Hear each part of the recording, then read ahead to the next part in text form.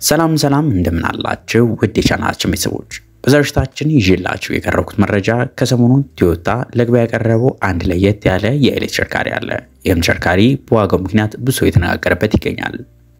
ከዋጋው በተጨማሪ ግን አንዳንድ ስለ መኪናው የሚነሱ ጥያቄዎች አሉ። እውነት ቶዮታ ራሱን ያመረተው ወይስ እንደነ ቶዮታ ሬዝ ወይም እንደሌሎቹ ሪባጅ አድርጎ ነው ያመጣው? ስለ ባትሪውስ የሚሉትን ነገሮች ዛሬ በስፋት እናያለን። እንዲሁም የመኪናው ዋጋ በትሪም ሌቭል ልዩነታቸውንና የትኛው ትሪም ሌቭል ለኛ ሀገር ሊሆን እንደሚችል እንመርጣለን። ከመረጃዎቹ ጋር አብራችሁን ቆዩ። አድርኛስነኝ መልካም ቆይታ። ለዚህ ቻናል አዲስ ከሆናችሁ በዚህ ቻናል ላይ በየቀኑ ማለት ይቻላል አዳዲስ ከመኪና ጋር የተገናኙ መረጃዎችን ይዘላችሁ እንቀርባለን። ለእናንተ ይዘላችሁ እንቀርባቸው መረጃዎች ስለ መኪናችሁ አጠቃቀም፣ በገበያ ውስጥ የገቡትን አዳዲስ መኪኖች እንዲሁም ሌሎች በባንክ እንዲሁም በካሽ ሲገዙ ያላቸው ልዩነቶችና ከመኪና ጋር ተገናኘ የተለያዩ መረጃዎችን በየቀኑ ይዘን ስለምንቀርብ እናንተም ከመኪና ጋር የተገናኙ አዳዲስ መረጃዎችን ማከታተል ፈልጉ ከሆነ ሰብስክራይብ ያድርጉ። እንዲሁም ቪዲዮ ሲለቀቅ በቶሎ እንዲደርሰው ደግሞ የደወል ምልክቱን ይጫኑ። ለወዳጅ ለዘመዶቹም እነዚህ መረጃዎች በቶሎ እንዲደርሳቸው ሼር ያድርጉላቸው። መኪናው ለገበያ በቀረበ በአንድ ሰዓት ብቻ ከ10,000 በላይ ትዕዛዝ እንደተቀበለ ቶዮታ ገልጿል። የተሽከርካሪ ቶዮታ BZ3X ተብሏል። የተሽከርካሪ በሀገራችን ውስጥ ከሚገኙት ሌሎች የሃይብሪድ እንዲሁም የኤሌክትሪክ መኪኖች ጋር በምናወዳደርበት ጊዜ በሳይዙ ከሃይንዳይ ሳንታ ፌ ጋር የሚቀራረብ ተሽከርካሪ ነው። ነገር ግን ዋጋው ከሌሎቹ በገበያ ውስጥ ከምናገኛቸው የትኞቹም ተሽከርካሪዎች በምናይበት ጊዜ እጅግ በጣም ቅናሽ የሚባል ነው። ይሄኛው ተሽከርካሪ ቶዮታ BZ3X የሚባለው ተሽከርካሪ እንደምትመለከቱት ቦዲ ሳይዙ ሰፋ ያለ ነው። ይህም ተሽከርካሪ 5 ሰው መጫን ይችላል። በተለይ ቤተሰብ ላላችሁ ሰዎች እጅግ በጣም ተመራጭ የሚሆን ተሽከርካሪ ነው። ቶዮታ በሀገራችን የሚሆን በዓለማችን ላይ በኤሌክትሪክ መኪና ላይ ያን ያህል በጣም ፈጣን የሚባል አይደለም። በነዳጅ መኪኖቹ እጅግ በጣም ተወዳጅ የሆነና ብዙ ሰው የሚመርጠው ተሽከርካሪ ቢሆንም በኤሌክትሪክ መኪኖች ላይ ግን የተወሰኑ ሞዴሎችን ብቻ ማቅረቡ ለዚሁ ተጽዕኖ አድርጎበታል። እንደምታውቁት ሀገራችን ውስጥ ይሁን በዓለማችን ላይ ቶዮታ የሚያቀርባቸው በዋነኝነት የኤሌክትሪክ ተሽከርካሪዎች ሁለት ናቸው። ቶዮታ BZ3 እና ቶዮታ BZ4X። BZ3 የሚባለው ተሽከርካሪ እንግዲህ ዲዛይን የተደረገው እንዲሁም የተመረተው ከቶዮታ ጋር በጆይንት ቬንቸር አብሮ የሚሰሩት ሌሎች የቻይና መኪና አምራች ድርጅቶች ጋር በአንድነት የተሰራ ሲሆን መኪናው በ500 ኪሎ ሜትር መጓዝ የሚችለው በ600 ኪሎ ሜትር መጓዝ የሚችለው ዋጋው የሚቀመስ አይደለም። እጅግ በጣም ወደድ ያለ ዋጋ ያለው ተሽከርካሪ ነው። ከዚህ በተጨማሪ ደግሞ ወደ ላይ ከፍ በምንልበት ጊዜ ቶዮታ BZ4X እናገኛለን። ይህም ተሽከርካሪ ቢሆን የቻይናው የዩሮፑ እየተባለ የተለያየ ዋጋ ቢወጣለትም የመኪናው ዋጋ ግን በጣም ውድ የሚባል ነው። ከ5 ሚሊዮን ብር በላይ እንደሚጠራ የሚታወቅ ነው። ይሄኛው ደግሞ ቶዮታ BZ3X የሚባለው ከነዚህ ሁሉ ዋጋቸው እንደሚቀንስ ይጠበቃል። የተሽከርካሪ እንግዲህ ርዝመቱ ረዘም ያለ ተሽከርካሪ ነው።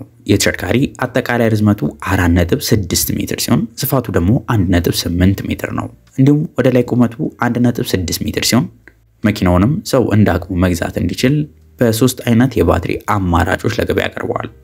የመኪናውንም ጉልበት በምናይበት ጊዜ የተሽከርካሪ ከነ ቮልክስቫገን ID.6 ከሚባለው ተሽከርካሪ ጋር ተመሳሳይ የሆነ የ200 የፈረስ ጉልበት ማመንጨት የሚችል የኤሌክትሪክ ሞተር ተገጥሞለት እናገኛለን። የተሽከርካሪ ሁሉም ህብረተሰብ በተቻለ አቅም ተደራሽ እንዲሆን በማሰብ የተለያዩ ትሪም ሌቭሎች ለገበያ ያቀርባል። እነዚህም 460 ኤር ፕላስ የሚባል ከዛ በተጨማሪ ደግሞ 520 ፕሮ ፕላስ እና 600 ማክስ የሚባሉ ናቸው።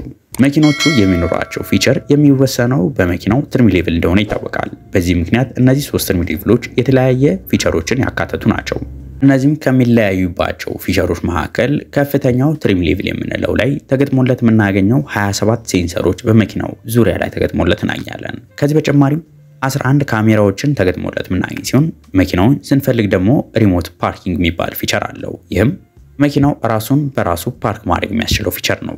አንዳንዶቹ ከፍተኞቹ ትሪም ሌቭል ላይ ደግሞ እንደ ኦፕሽን የምታገኟቸው አሽከርካሪው በሚደክምበት ጊዜ የሚቀሰቅስ፣ መስመር ስቶ በሚወጣበት ጊዜ የሚመልስ እንዲሁም በተወሰነ መልኩ ደግሞ መኪናው ራሱን በራሱ ማሽከርከር የሚችልበት በዛ ያሉ ፊቸሮች ተካተውለት ለገበያ ያቀርባል። ከፊቸሮቹ በተጨማሪ ግን ዋናው ጥያቄው የተሽከርካሪ የቶዮታ የሚታወቅበትን ጥንካሬ ይዞ ቀርቧል የሚለው ነው። የተሽከርካሪ የተመረተው በቻይናው መኪና አምራች ካምፓኒ በሆነው በጂኤሲ እና በቶዮታ ጥምረት የተመረተ ተሽከርካሪ ነው። ይህም ተሽከርካሪ የተገጠሙለት ሶስት የተለያዩ የባትሪ አማራጮች ሶስቱም በBYD መኪና አምራች ካምፓኒ የተመረቱ ባትሪዎች ናቸው። የቢዋይዲ መሆኑ አንድ ራሱን የቻለ ጥቅም አለው። እነዚህ ባትሪዎችም ሊቲየም አየን ፎስፌት የሚባሉ ባትሪዎች ናቸው። ሊቲየም አየን ፎስፌት መሆናቸው ከሊቲየም አየን የተለየ የሚያደርጋቸው መኪናውን ስንፈልግ ከ80 በላይ ቻርጅ ማድረግ የሚያስችለን ሲሆን እስከ 100 ማለት ነው ቻርጅ አድርገን የፈለግነውን ያህል ኪሎ ሜትር መጓዝ ያስችለናል። ከዚህ በተጨማሪ ደግሞ ድንገት ባትሪው ላይ ጉዳት በሚደርስበት ጊዜ እንደነ ቴስላ ወይም ሌሎቹ ተሽከርካሪዎች መኪናው የመፈንዳት የመቃጠል አይነት አደጋዎች አያደርሱም። በዚህ ምክንያት የቢዋይዲ ባትሪዎች ተመራጭ ያደርጋቸዋል። ሌላኛው ደግሞ የተሽከርካሪ በባትሪው ረገድ ተመራጭ የሚያደርገው ነገር የተሽከርካሪ ባትሪው እጅግ በጣም በቀዝቃዛ በሆኑ ቦታዎች ራሱ ብንጠቀመው ሊቲየም አየን ፎስፌት ባትሪው አንዳንድ መኪኖች ላይ የሚነሳውን በአንድ ጊዜ ከ500 ኪሎ ሜትር 10 እና 20 ኪሎ ሜትር የመውረዱ ነገር አይታሰብም። ሌላኛው በግሌ የተመቸኝ ነገር ደግሞ የተሽከርካሪ የቶዮታ BZ3X ምንለው ማለት ነው ከሌሎቹ ተሽከርካሪዎች ጋር ብዙ ሼር የሚያደርገው ነገር አለ። የተሽከርካሪ ከ2024 ዓ.ም ጀምሮ ለገበያ የቀረበውን GAC Aion V ከሚባለው ተሽከርካሪ ጋር በጣም ብዙ ሼር የሚያደርጓቸው ነገሮች አሉ። የተሽከርካሪ እንግዲህ GAC Aion V ምንለው ከ2024 ዓ.ም ጀምሮ ለገበያ የቀረበ ሲሆን በቻይናም በኢንዶኔዥያም ተገጣጥሞ ለኢንዶኔዥያ ገበያ፣ ለታይላንድ ገበያና ለሲንጋፖር ገበያ ከቀረበ በኋላ ጥሩ ተቀባይነትን እያገኘ የሚገኝ ተሽከርካሪ ነው። ይህም ተሽከርካሪ በ2024 ዓ.ም ብቻ ከ53000 መኪኖች በላይ ለገበያ አቅርቧል። ስለ ቶዮታ BZ3X ያወራ ምንድነው ስለ GAC Aion V መታወራው ካላችሁኝ ሁለቱ መኪኖች ብዙ ነገራቸውን ሼር ስለሚያደርጉ የስፔር ፓርት ዋጋቸው በቻይና ውስጥ ያለው እንዲሁም ወደፊት ወደኛ ሀገር ሲመጣ ደግሞ የሚኖረው የስፔር ፓርት ዋጋ የሚቀንስ ነው የሚሆነው ምክንያቱም መኪኖቹ ሼር የሚያደርጉ ስለሆነ። ተሽከርካሪ ላይ እንደነገርኳችሁ ደግሞ ሶስት አይነት የባትሪ አማራጮች አሉ። እነሱም ባለ 50 ኪሎዋት አወር አለ፣ 58 እና 67 ኪሎዋት አወር ሊቲየም አየን ፎስፌት ባትሪ አማራጮች አሉት። ይህም ዝቅተኛው ትሪም ሌቭል የመጀመሪያው ባለ 50 ኪሎዋት አወር ሊቲየም አየን ፎስፌቱ ማለት ነው በአንድ ጊዜ ቻርጅ 430 ኪሎ ሜትር መጓዝ ይችላል። ወደ ላይ ከፍ በምንልበት ጊዜ ደግሞ ባለ 58ቱ ሊቲየም አየን ፎስፌት ባትሪው በአንድ ጊዜ ቻርጅ 520 ኪሎ ሜትር መጓዝ የሚችል ሲሆን ከሱ በላይ የምናገኘው ደግሞ ባለ 67 ኪሎዋት አወር ሊቲየም አየን ፎስፌት ባትሪው ደግሞ በአንድ ጊዜ ቻርጅ 610 ኪሎ ሜትር መጓዝ ይችላል።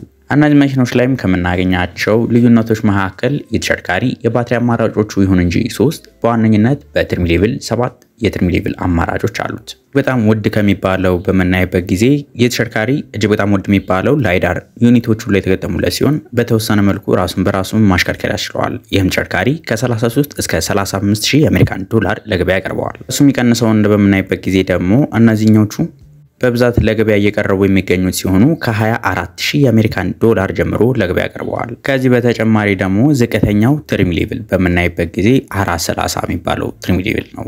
ይህም ተሽከርካሪ በአሁኑ ሰዓት ላይ እጅግ በጣም በከፍተኛ ደረጃ ትዕዛዞች የገባለት ሞዴል ሲሆን የኛውም ተሽከርካሪ ከ15000 የአሜሪካን ዶላር ጀምሮ ለገበያ ያቀርበዋል። ይህ በገበያ ውስጥ ካሉት መኪኖች ጋር በመናወዳደርበት ጊዜ በገበያ ውስጥ በብዛት አሁን ተወዳጅ እየሆነ የመጣው BYD ዩአንአፕ የሚባለው ተሽከርካሪ በቻይና ውስጥ በ16000 የአሜሪካን ዶላር ለገበያ የቀረበ ሲሆን ቶዮታ BZ3X የሚባለው ደግሞ ከዚህ ያነሰ ዋጋ እንደሚኖረው ይጠበቃል። እናንተ ምን ታስባላችሁ? እስቲ ሐሳብ አስተያየታችሁን ኮሜንት ላይ ጻፉልን። በየቀኑ ከመኪና ጋር የተገናኙ የተለያዩ መረጃዎችን መከታተል የምትፈልጉ ከሆነ ሰብስክራይብ እንዲሁም ሐሳብ አስተያየታችሁን ኮሜንት ላይ መጻፋችሁን አትርሱ።